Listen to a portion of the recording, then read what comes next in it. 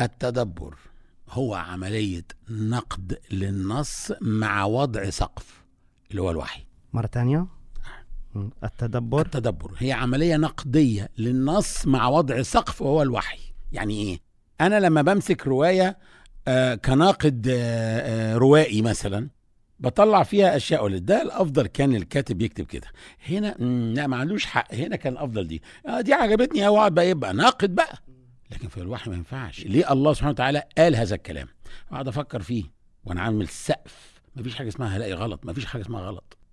خلي بالك ان اللي هياخد القرآن عشان يطلع فيه اخطاء ده انسان القرآن هو اللي هيضلله او يهديه او يهديه. لا يمكن هيهديه. لا، لانه مثلا في ناس انت عارف من المستشرقين او من الذين كانوا يحاربوا القرآن، عندما اخذوا القرآن للبحث فيه عن اخطاء لما قرأوا بطريقة فيها انفتاح ومستعد للتلقي هداه. بص خلي بالك من حاجة، من حوالي 7-8 سنوات كان في منصر مشهور عامل برنامج وبيستضيف فيه ملحد مشهور، الاتنين عرب، لينقدوا القرآن ويقعدوا يسخروا منه كل مرة آية فقط للسخرية. وهم قالوا هدفنا هو نزع القداسة، فلما نضحك الناس على القرآن احنا قاصدين نعمل كده. فالناس قالوا لي طيب ما ترد عليهم.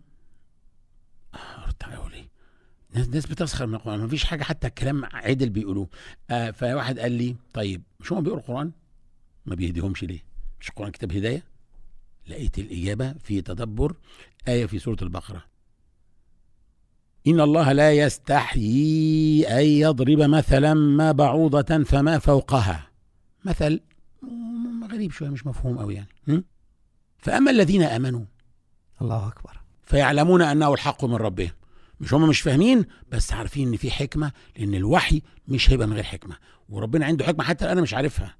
وأما الذين كفروا فيقولون ماذا أراد الله بهذا مثلا يضل به كثيرا ويهدي به كثيرا. يعني إيه؟ ربنا يضل بالقرآن كثيرا من الناس ويهدي بالقرآن كثيرا من الناس. طب ده كلام مرعب.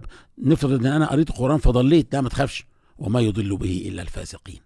يبقى الفاسق اللي هيقترب من القرآن عشان يطلع منه حاجات يضحك عليها يقول له خد يا تافه كافها يا عين صاد، يلا روح اعمل لك حلقتين قول كهيعص. القرآن اللي هيضلله. على فكرة القرآن عنده قدرة على الإضلال كما عنده نفس القدرة على الهداية. القرآن له القدرة على الإضلال طبعا كما له نفس القدرة على الهداية.